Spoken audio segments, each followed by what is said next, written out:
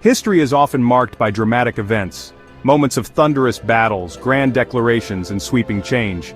But sometimes, the most significant shifts in the fate of nations happen quietly, almost unnoticed, at a negotiating table where words replace swords. The Treaty of Zsitvatorok, signed in 1606, is one such pivotal event, an agreement that would echo through the centuries.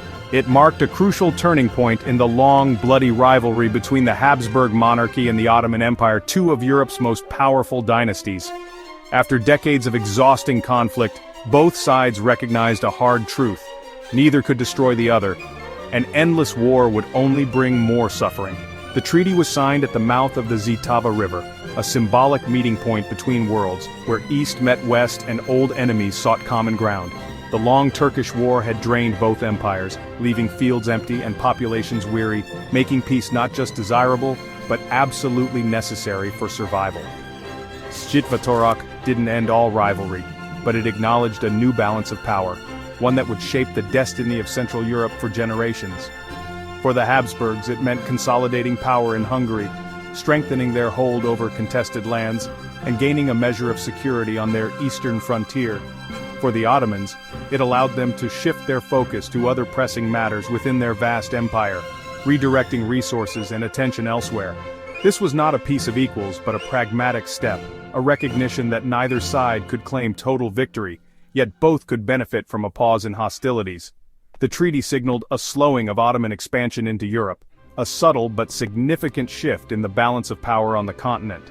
It showed the Habsburgs could stand firm, even as they faced internal divisions and external threats, proving their resilience in a turbulent era. Instead of endless war, there would now be uneasy peace and negotiation, a fragile truce that would be tested but also open new possibilities for diplomacy. Zsitvatorok was a quiet hinge upon which history turned, a moment when the future of empires was decided not by force, but by compromise. Its long-term consequences would reshape European politics, setting the stage for new alliances, rivalries, and the ever-shifting landscape of power that would define the centuries to come. The Habsburg-Ottoman conflict was centuries in the making, rooted in deep-seated rivalry, territorial ambition, and religious tension. For generations, these two empires eyed each other warily, each seeking to expand its influence across Europe and beyond. The fall of Constantinople in 1453 marked a turning point, establishing the Ottomans as a dominant European power. The city, once the heart of the Byzantine Empire, now became the jewel of the Ottoman sultans, signaling a dramatic shift in the balance of power.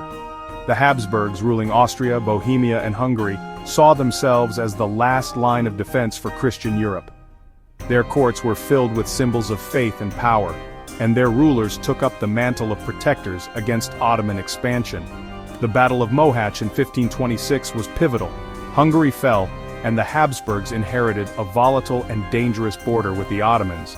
This defeat sent shockwaves through Europe as the threat of further Ottoman advances loomed large. For over a century, this borderland was a constant war zone, marked by shifting front lines, ruined fortresses, and the ever-present fear of invasion. The conflict was both a religious crusade and a fierce struggle for control of Hungary and the vital Danube River. Armies marched under banners of faith, but the fight was also for land, resources, and prestige. Local populations suffered terribly as both empires built massive fortresses, conscripted peasants into their armies, and devastated the countryside. Villages were burned, families displaced, and entire regions left in ruins. The long Turkish War, beginning in 1593, was especially brutal and drawn out. Soldiers endured harsh winters, muddy camps, and relentless fighting, with little hope of quick victory. Major sieges, shifting alliances, and endless campaigns drained both sides. Diplomats scrambled to forge new partnerships, while armies marched through towns left in ruins by years of conflict. Neither empire could gain a decisive advantage. Exhaustion set in, and the war dragged on with no clear end in sight. The Ottomans captured key fortresses, but the Habsburgs, bolstered by support from other European powers, managed to hold their ground and resist further advances. The war's relentless attrition pushed both empires toward negotiation. Exhausted leaders sent envoys to the table, seeking a way out of the endless cycle of violence. The dream of total victory faded, replaced by the harsh reality of exhaustion and loss. Soldiers returned home to shattered lands and civilians longed for peace. The stage was set for a new kind of peace, one born not of triumph but of necessity, and the hope for a more stable future in a war-torn land. To understand Zsitvatorok, we must look back to the 15th century, a time when the map of Europe was being redrawn by ambition, conquest, and faith. The Ottoman capture of Constantinople in 1453 ended the Byzantine Empire and began a new era of Ottoman dominance. This seismic event sent shockwaves across Europe as the city that had stood for over 1,000 years fell to the rising power from the east. The Ottomans expanded relentlessly into the Balkans, conquering Serbia, Bosnia, and Albania. Their armies swept through towns and fortresses, bringing new lands under the Sultan's rule and changing the region's culture and religion. Their military machine, especially the Janissaries, elite infantry trained from childhood, seemed unstoppable, striking fear into the hearts of their enemies and inspiring awe across Europe. Meanwhile, the Habsburgs grew powerful through strategic marriages and inheritance, ruling Austria, Bohemia, and claiming Hungary. Their influence stretched across Central Europe, weaving a complex web of alliances and rivalries. The Habsburgs saw themselves as Christendom's defenders, now directly in the path of Ottoman expansion. Their courts echoed with calls for crusade, and their armies prepared for a struggle that would test the limits of their power. The clash was inevitable. Two expanding, ideologically opposed empires vying for Hungary, a land rich in resources and strategic value, and a crossroads between East and West. For the Ottomans, Hungary was a gateway to Central Europe. For the Habsburgs, a vital buffer against further Ottoman advance. The Danube River became a frontier of faith, culture, and ambition. The death of King Louis II at Mohacs in 1526 brought the Habsburgs into direct conflict with the Ottomans. The Hungarian crown was now contested, and the fate of the region hung in the balance. This set the stage for 150 years of warfare, sieges, shifting alliances, and devastation that scarred the land and its people. The struggle over Hungary would define the region's fate, shaping borders, identities, and the destinies of millions for generations. The seeds of Zsitvatorok were sown in these early battles, as both sides learned the cost of endless conflict and the need for negotiation. The long road to negotiation had begun, but the scars of war would linger long after the ink dried on any treaty. By 1600, the Habsburg Monarchy faced immense pressures. The long Turkish War strained finances and unity. Emperor Rudolf II's erratic leadership complicated matters. The Habsburg lands were a patchwork of kingdoms, each with its own laws and religious divisions. Protestant Hungarian nobles often resented Habsburg Catholicism and centralization. Some even allied with the Ottomans when it suited them. The Habsburgs also juggled the complex politics of the Holy Roman Empire, with rising Catholic-Protestant tensions. The Bocskai Uprising in 1604, fueled by religious grievances, forced the Habsburgs to fight on two fronts. Internal unrest and external threats made endless war unsustainable. Peace with the Ottomans became a necessary option. The monarchy's burdens made negotiation inevitable. The Ottoman Empire, though powerful, faced its own crises by the early 1600s.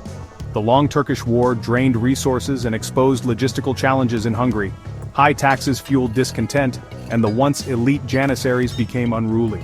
Corruption and provincial autonomy weakened central control. The Ottomans also fought a costly war against Safavid Persia in the east, dividing their strength. Sultan Mehmed III's death in 1603 brought a young, inexperienced Ahmed I to the throne, adding instability. The need to shift focus eastward made peace in Hungary attractive. Internal pressures and two-front wars forced the Ottomans to reconsider endless conflict. The empire's vulnerabilities made negotiation with the Habsburgs a strategic necessity. Both empires were stretched thin. The time for diplomacy had arrived. By 1604, both empires were exhausted. The long Turkish War had brought only stalemate and suffering. The Habsburgs faced rebellion at home, the Ottomans war with Persia. Archduke Matthias took charge of peace efforts for the Habsburgs. Sultan Ahmed I, recognizing his empire's strains, was open to negotiation. The Bocskai Uprising in Hungary pushed both sides toward the table. Neutral ground near the Zitava and Danube rivers was chosen for talks. Key issues included border demarcations and the Habsburgs' annual tribute. The goal, a settlement that reflected the new balance of power. The path to Zsitvatorok was set. On November 11, 1606, the Treaty of Zsitvatorok was signed at the river's edge. The negotiations were tough, but both sides needed peace. The treaty ended the Habsburgs' annual tribute to the Ottoman Sultan, replaced by a one-time payment. This symbolized a shift, recognizing the Habsburg Emperor as the Sultan's equal in diplomacy. Borders were largely confirmed, with each side keeping its fortresses. The treaty was set for 20 years, aiming for lasting peace. Clauses addressed prisoner exchanges and border disputes. For the Habsburgs, it meant stability in Hungary. For the Ottomans, focus could shift east. Zsitvatorok was not a victory, but a recalibration of power. A new era of uneasy coexistence began. The Treaty of Zsitvatorok brought a welcome end to hostilities. War-torn Hungary and Croatia saw relief and reconstruction. The Habsburgs gained stability and diplomatic prestige, no more annual tribute and recognition as Padishah. The Ottomans received a one-time payment but conceded symbolic equality. The treaty froze the front lines, establishing a stable border for decades. Ottoman expansion into Central Europe slowed. Both empires shifted focus, the Habsburgs to internal strife, the Ottomans to Persia. The peace was not permanent, but it redefined rivalry. Zsitvatorok was a strategic pause, not an end. The balance of power in Europe had changed. The Treaty of Zsitvatorok may not be as famous as other events, but its impact was profound. It marked the end of unchecked Ottoman expansion into Europe. The treaty established a new equilibrium between the Habsburg and Ottoman empires. Diplomatic equality, symbolized by the Habsburg Emperor's new title, changed the political landscape. Future conflicts would be about borders, not conquest. Zsitvatorok showed the growing power of negotiation over war. It provided a framework for managing disputes between great empires. The treaty's legacy was a more structured, diplomatic Europe. Zsitvatorok deserves to be remembered as a turning point in European history. Its echoes shaped the continent for decades to come.